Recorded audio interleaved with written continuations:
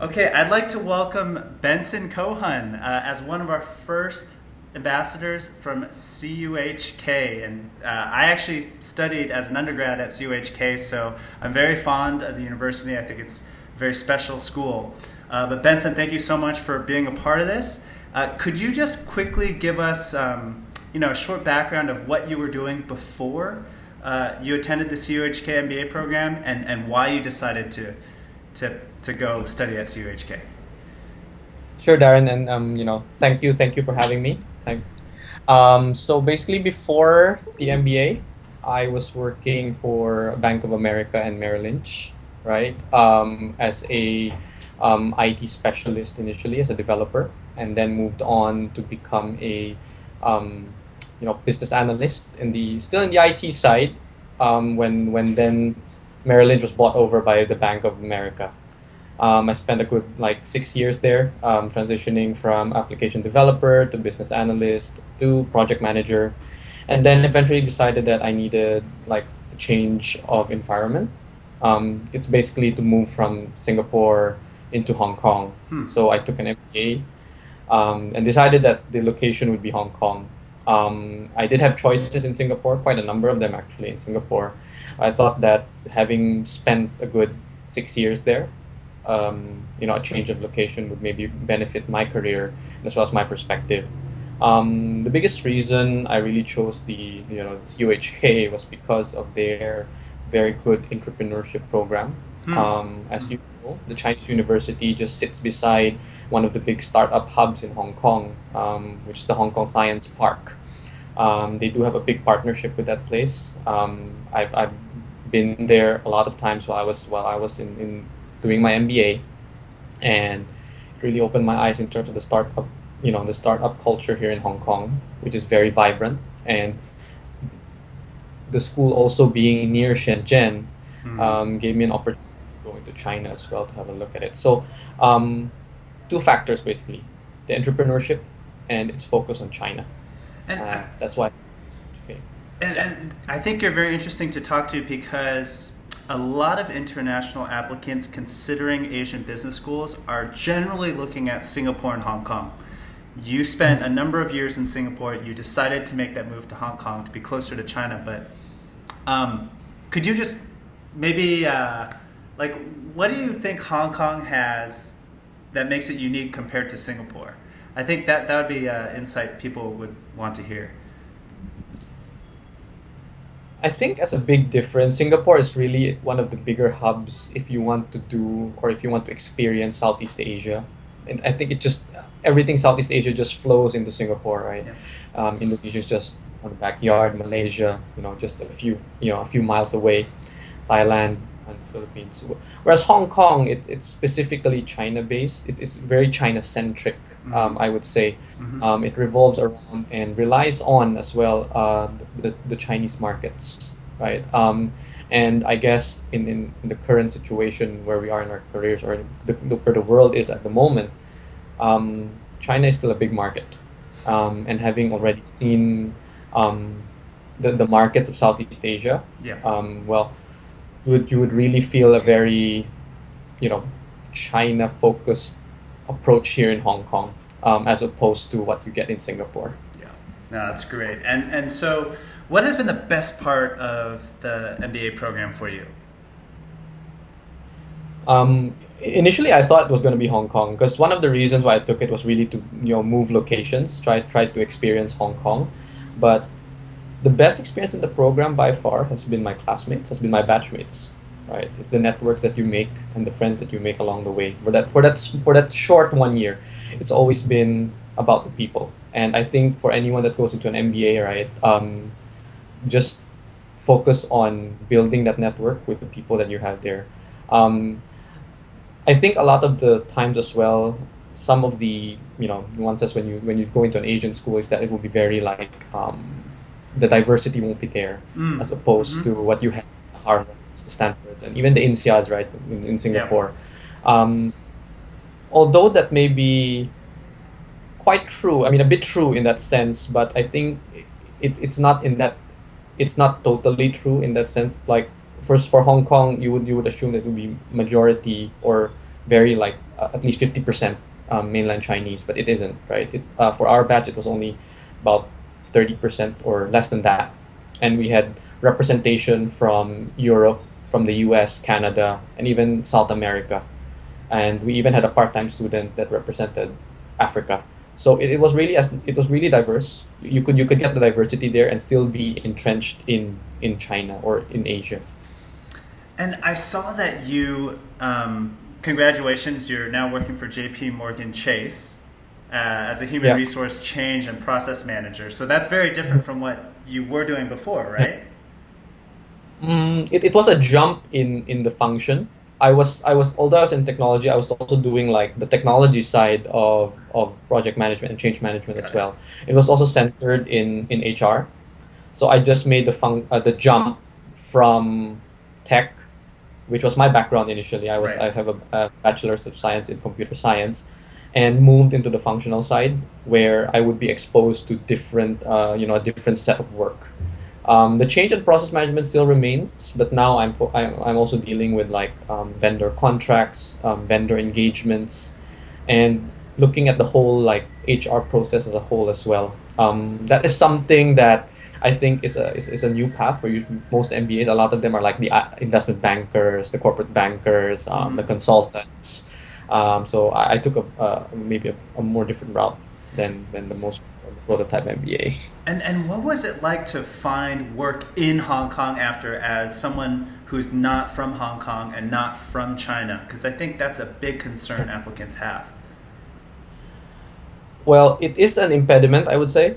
It's true that I think if you had the same skill sets, right, they would prefer someone with the Cantonese or with the Mandarin proficiency compared to someone who just have the English proficiency. So I think what applicants in Hong Kong or job seekers after they finish their MBA, they need to leverage on their experience.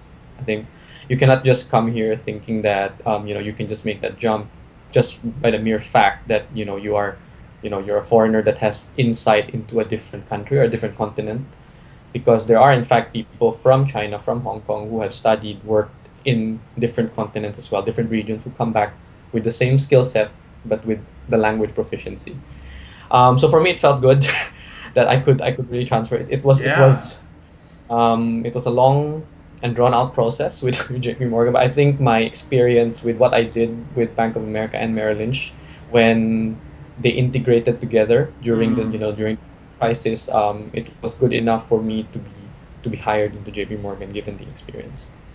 And how did most of like how did you, for example, go about finding this opportunity? Was it through the career services? Was it through your own personal networking, or meeting alums? How were you able to get your foot in the door?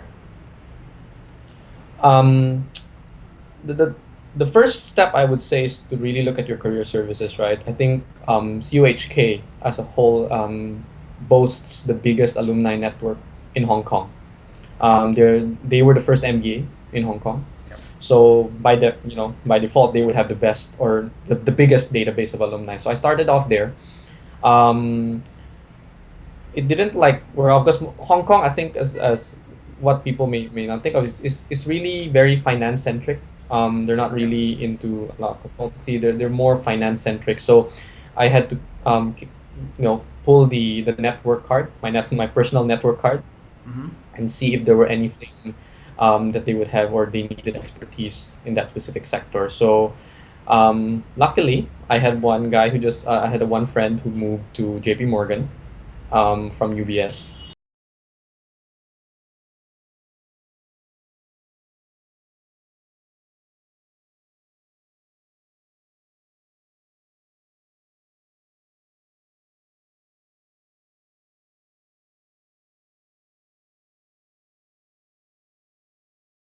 That you already have a team in Singapore that covers the Southeast Asian side. Why don't you have someone who has the same expertise that could cover the North Asian side as well? So to make it well rounded, because it wouldn't matter anyway. We live in a virtual world, so it wouldn't matter where I sat, right? I Yep. mean, after this call that you and me are having, right? Around Sure. like 10, have another call with guys from the US. So it doesn't really matter where I sat. It seems like I'm working 24/7 anyway, from the looks of it. So yeah. So I got to Hong Kong based on that. And like, do you feel like there's a difference in working culture in Hong Kong versus Singapore now that you've experienced both? Hmm.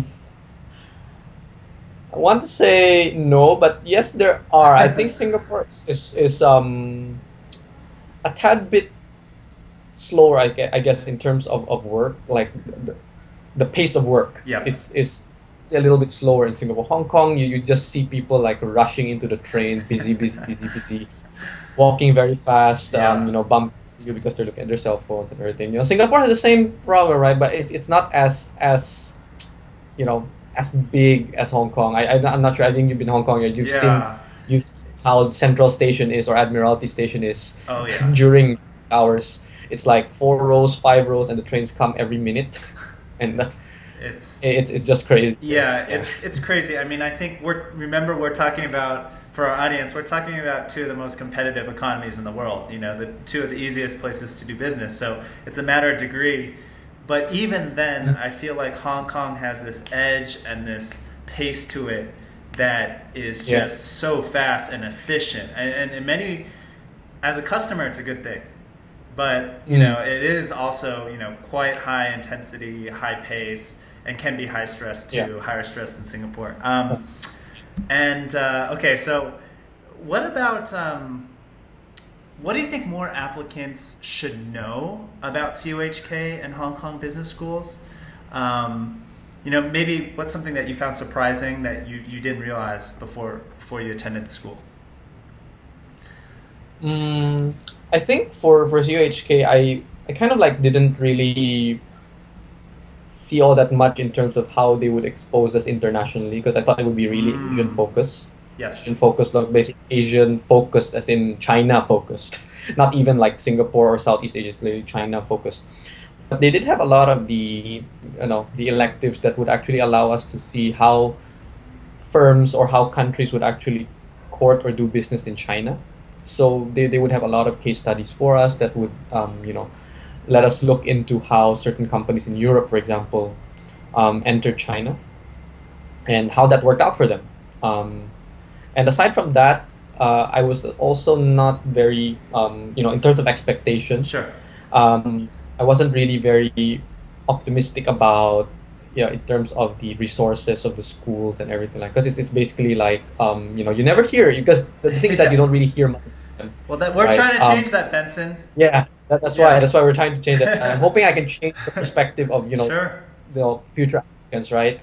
But the school is actually very broad in terms of resources. Like if you have a chance to even go into the library of CUHK, which I think you've done as well, right? When you were there for Yeah. 6 months, that library is pretty huge, and like contains a lot of information for you. And not only that, they also have, as noted, right, one of the biggest alumni networks, which was quite daunting to me. But when I saw that, they was like, wow, that's huge. So I mean that plus the information set, right, really gave me a very good experience to my MBA in CUHK, and I think that is something that I think applicants would like to know more. I think it would be in their best interest to know more about that before even applying to CUHK or even Hong Kong schools as a whole. Yeah. And so you mean like the size of the people and the kind of wealth of resources available for you at the school when you talk about resources? Yeah, yeah. I think Yep. both of them. So it's basically like resources that you had in the school, as well as the connection that the school had, right? So it's not just that we were just doing the MBA and all these things, right? They were inviting companies I over, see. Yep. to teach us stuff, and they were bringing us to like Shenzhen, to Macau, to see like the gaming industry, to see the China tech startup industry in the Hmm. Shenzhen Tech Park, and a lot of visits as well to the Hong Kong Science Park.